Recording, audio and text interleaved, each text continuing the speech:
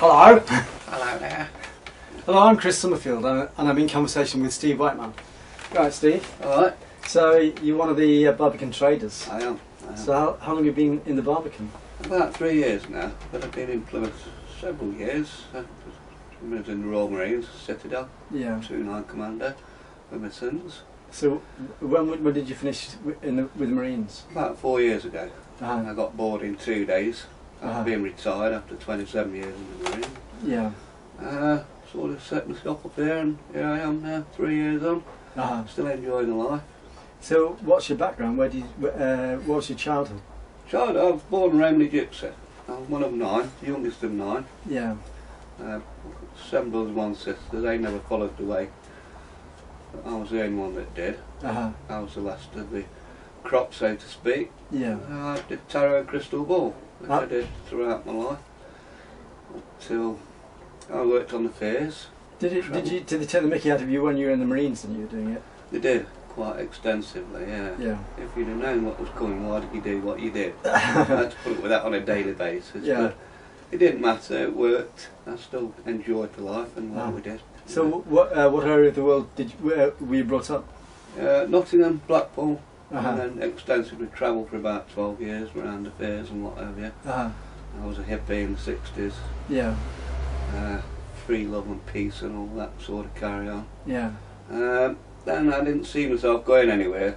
I thought, well, I'll join the army, which the rest of the family did, except for one brother, Yeah.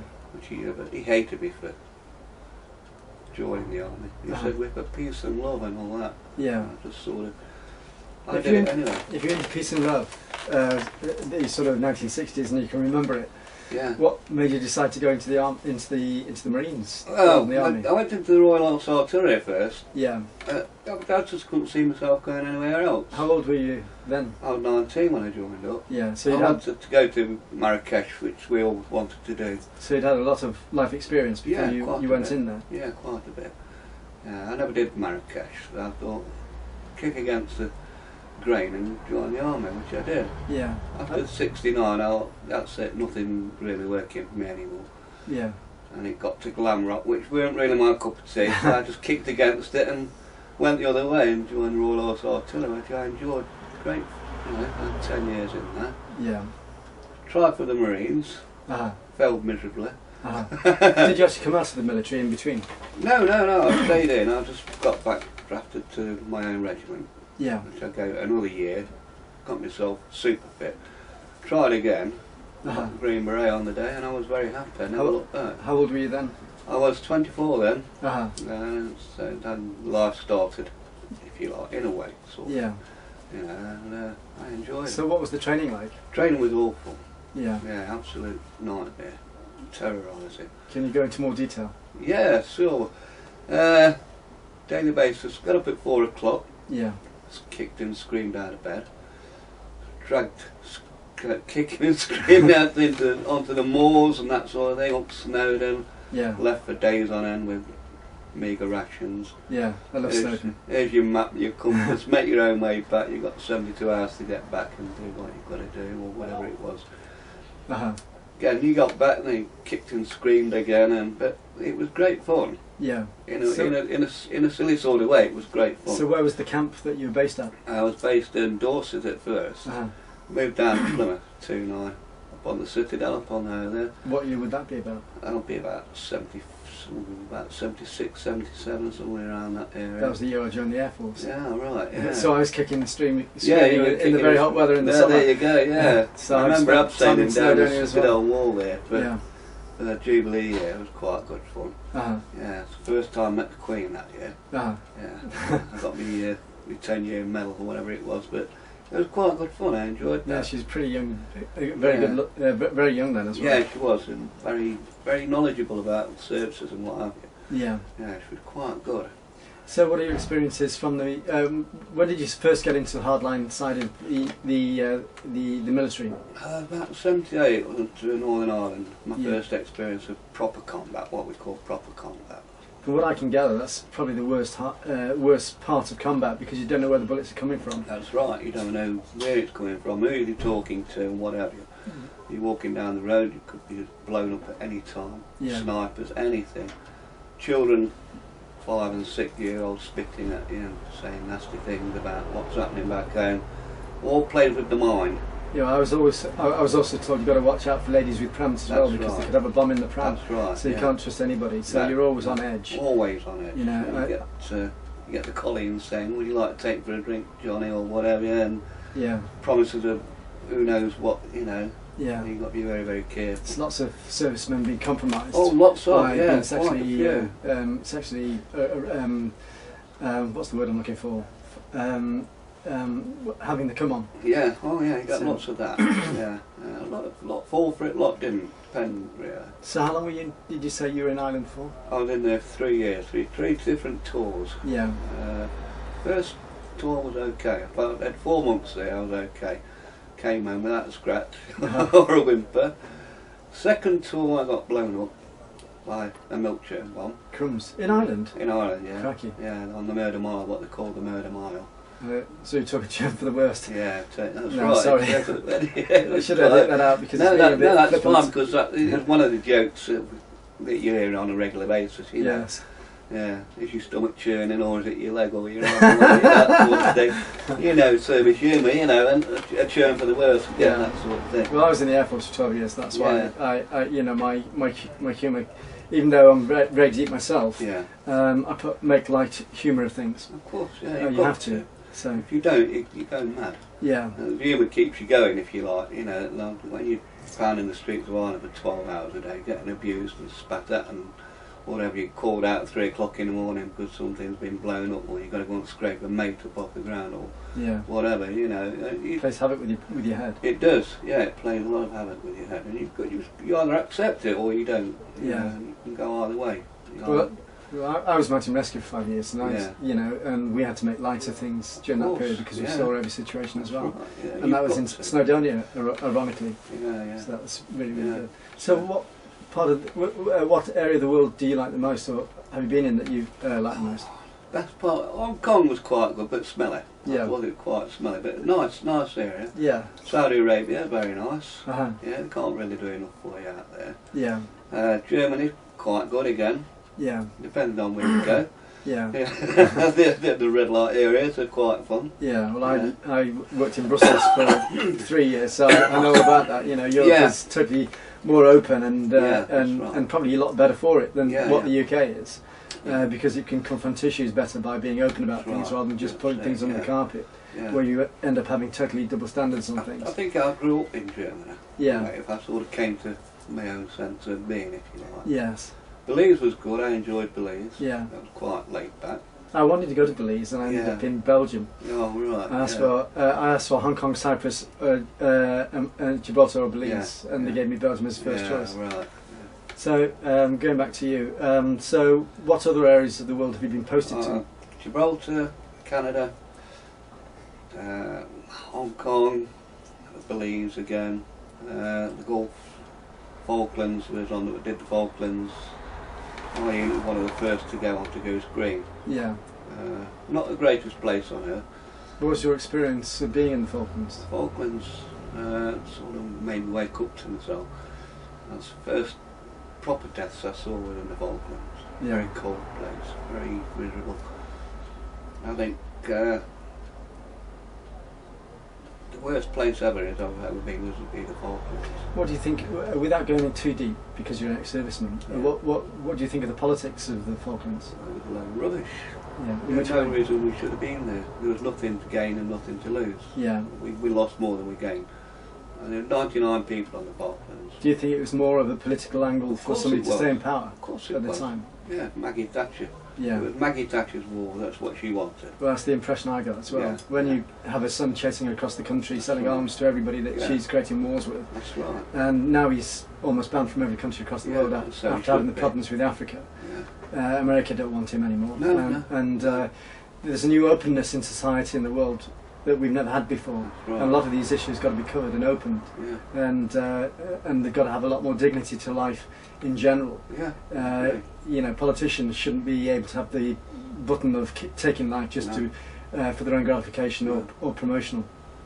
So you were in Afghanistan as well? Afghanistan as well. 3 times in Afghanistan. Yeah. Yeah, 91. 93, and the last tour was in 95. Got through that quite easily. A lot of people don't seem to know what the angle is in Afghanistan and why we're out there. The real reason. Just a waste of time. We're just warmongering on. Again, you know, we got into something that we shouldn't have. Why do you think we originally went in there? Well, the Americans sort of dragged us in there. Yeah. Blair was Bush's puppet. Yeah. Okay. He lost his way, didn't he? And that's it. We're paying the price, and we're still going to pay the price. Yeah. It's going to be our Vietnam, I'm afraid. Well, they said that at the beginning. They said also Iraq would be the UK and Americans' Vietnam. Yeah. Now, with it's January 2011, and there's been a massive shooting in America. That's right. 6 people killed, and a politician seriously injured. Yeah. And it's said that that's probably the knock-on effect from the political views of the last few years, where they just bred aggression and tried to treat people with no humanity. That's right. And I've seen that in the UK, and it's 18 months ago the same thing happened in the UK. There was shooting up north, where somebody ran around Triggerhoe. That's right. My view is that if you treat people with respect and dignity, they're a lot easier to control. That's right. Create a happy nation rather than a dictatorial nation. Yeah. If you upset other people and you just stir up the masses and create anger, which is Blair and Bush's government. That's right. And I think we've already agreed that both of them should be locked up for war crimes, serious war crimes. Well, every life is valuable, isn't it? They got into this and then they walked away.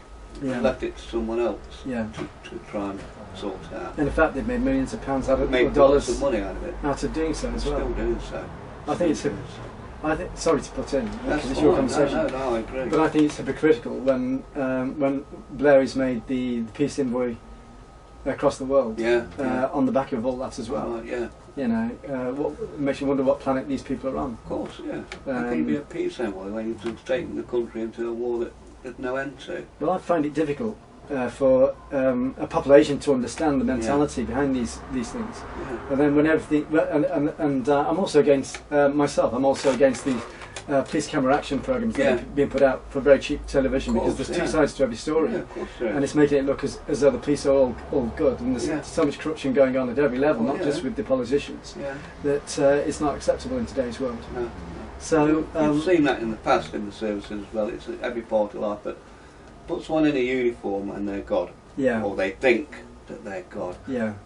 Tin soldiers. Power is powerless. Powers and power just breed more power. And corruption and what have you. You know, but the police, they're going to go over the top. And this is why all the shootings are occurring at the moment. I don't think you and I are anti-establishment. We just think that people need to be treated with dignity and respect. That's right. I agree totally. So what happened in Afghanistan? I believe you had some life and death situations out there as well. The second trip, the first trip went really well, if you can call it well, but I saw the money, we scraped through. The second one, I was walking down the road and all of a sudden I just felt this flash. And I thought it was thunder and lightning at first, and all of a sudden I looked up and there was blood dripping from my face. I thought, oh no, my face is gone.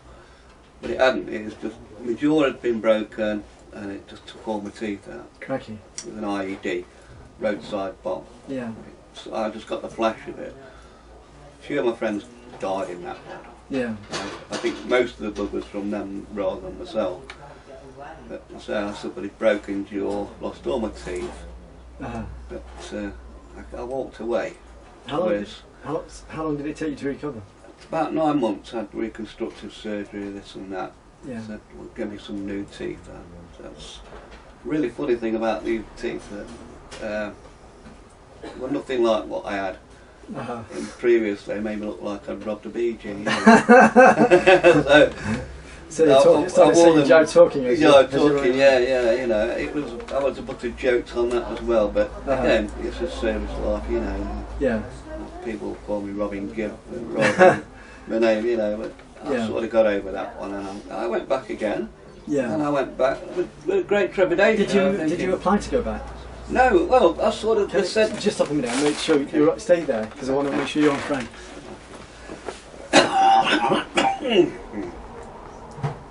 Yeah, it should be great actually. Okay, So you stayed. So they said, would it be a problem if you went back again? By this time, I'd got my third stripe and my warrant, so I was warrant officer. So yeah, I felt it my duty. Yes, I should go. Yeah. To show that that I wasn't afraid. So how were you with the troops then, as an NCO? I was quite. I wasn't too bad. My first RSM was a complete nutter bastard. As they quite often are. Yeah. That's why we both learnt about what goes on at the top end, and quite often the people in power are more stupid and more corrupt than the people that they're dictating to. And when he retired, we never even knew he retired. He just we turned out for parade one morning. He was there in civvy. He said, "Right, that's it. You're lot. I'm done with your lot. See ya. Bye. You'll never see me ever again." He went to Saudi Arabia and made his money and as a private army for some sheikh or whatever. But I was bound if I ever made it, I would never be like him. Yeah. I could see why he was like he was. He made us what we were, but there could have been a softer side to it. Yeah. He was very gung-ho over the top. Old school, if you like. Do you think the papers and the way they've reported the behaviour of officers and the bullying has changed the military at all? Not at all, no, it's still carrying on. Yeah. It's just not reported as such. Yeah. It's done in a subtle way now. The bullying is still there. Well, that's on the outside as well, even with the law. That's right. In the UK, it's more subtle than what it used to be. That's right, yeah. But it's still harassment at the end of the day. It still happens, it's the same, it's just not covered as such. Yeah. It's done in a better, different way. Yeah. Well, I'll get it, mate. I mean, you've got to have respect and you've got to have this and that in the army, but there's ways and ways. So what were you like as a warrant officer? I'd like to think that I weren't too bad. Yeah. Firm but fair, if you like. I like to say that I was firm but fair. Yeah. I never went over the top. If there was a problem, I'd talk to the man about it. I'd say the door's always open, come and chat any time you like. Yeah. And most did. Some did, some didn't. But I like to think I was firm but very fair at the same time. Do you think you've changed a lot since you left the military? Definitely, yeah. In which way? I've got a lot softer, definitely a lot softer. I still, not institutionalised, but I still get up at 5 o'clock in the morning. Still do things in order. Do you make your wife stand to attention? Not really, no. She's more likely to make me stand to attention in a way. In which way? Yeah, there you go. Yeah. But being a Roman is a man, it's always not the lower, but the wives are also in control in the Roman world, in a sense. Is your wife Romany as well then? She is Romany, yeah. I'm very proud of it, yeah. And shows me that she is. So which area of the world does your Romany do your Romany descendants come from? From Blackpool, Nottingham, around all those areas there, north area, yeah. Which is great, but I can go anywhere in the country and I can get a bed anywhere, as long as the Romany's around, I just sort of turn up and say, the same happens for me, if they want to come down our way, they knock the door, there's a cup of tea and a meal on the table, and a bed for the night if that's what they want, They're very close knit, but the old values are dying, I think, but again, that's the same in everything, isn't it? Yeah. Well, that's part of progression to a certain extent. You need to remember these things. That's right. But but the only way society and the world can move on is by evolving. That's right. And that's what it's all about. Yeah. It's a shame to miss some of it. Yeah. If you keep hold of the best things from the past and take it into the future, that's always the constructive way of doing things, really. Yeah. So, what are your plans then? Plans for the future. To carry on in here as much as possible. Yeah. To keep smiling as much as I can. Yeah. Maybe even get some new teeth one day. Maybe like a BG. So you're also Raiven the Pirate? Of course, yeah. I dress up as Raiven the Pirate for the market in the summer months. People enjoy that. They come along, take photographs, ask a little bit about why I'm doing this sort of thing. started off as a charity fund for the Help of the Heroes, which is still ongoing. That's for the Sunday newspaper. Yeah. Uh-huh. Yeah, and what can we say? You're at the entrance to the Barbican, and you wave to all the buses. Yeah, I wave to all the buses and coaches that wander by, and the tourists stop and say hello. Then you had a row of seats outside for people to come and sit. Yeah, we had a row of seats for the old people out there, but the council came along and said there were an obstruction. So health and safety. Health and safety and all that. Yeah.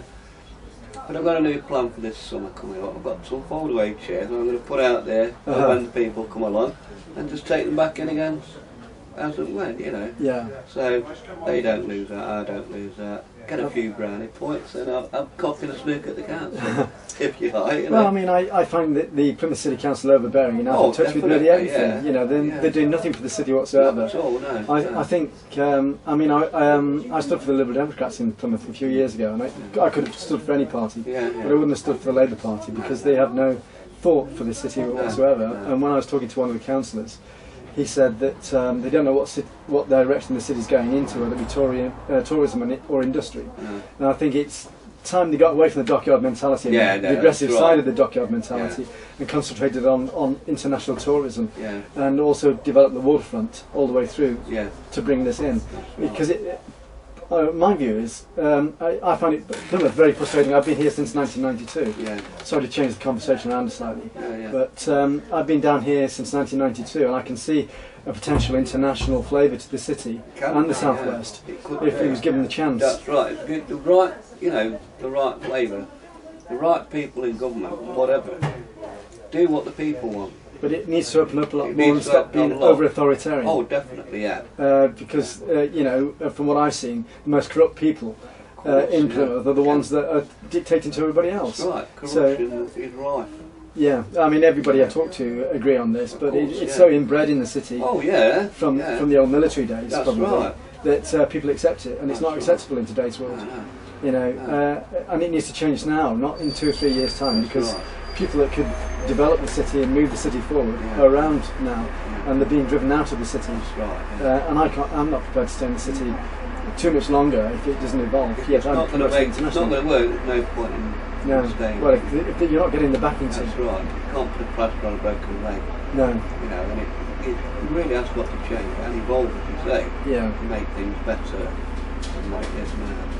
And do you think that the rents are too high on the shops in the Barbican? The Barbican shops are very, very expensive. To attract. We're very lucky in this market here. We're quite lucky. Our rents aren't so expensive, but further down, I mean, it's very, very expensive. Because the reason I said that is a lot of shops have gone to the wall, and they only tend to stay about 2 years in the Barbican, because there's nothing brought into the Barbican to attract it. That's right. There's no attractions at all. We have the Plymouth, the Barbican Association meets once a month. Ideas go in, the same as everything, nothing gets done. Everybody's in upset. Oh yeah, this is a great idea. We'll do this, we'll do that, but nothing gets done. We were talking about the Victorian theme a few days ago. They asked for ideas before Christmas. What shall we do for Christmas? Let's do a Victorian theme. Oh yeah, fantastic, fabulous. Nobody did it. I had all my stuff ready to go, but nobody else wanted to do it. So in the end, I didn't really bother. But I mean, I think we both agreed that they need something with more imagination. So they played on the pirates and the swashbuckling side and the adventurous side of the Barbican, rather than the Victorian, where you're not going to get a lot of people coming in to visit. No. But the pirate, I mean, what best part of the world can you be for pirates? That sort of thing. We had Darwin, Lawrence of Arabia. And Shackleton and all them. And also the explorers that went to America. The Pilgrim Fathers left from here. We should be building that up. We should be pushing and pushing. And Scott as well. Scott, of course. Gets very frustrating when there's been so much history, adventure history, and there's no mental dynamics now to take the city further forward in that direction.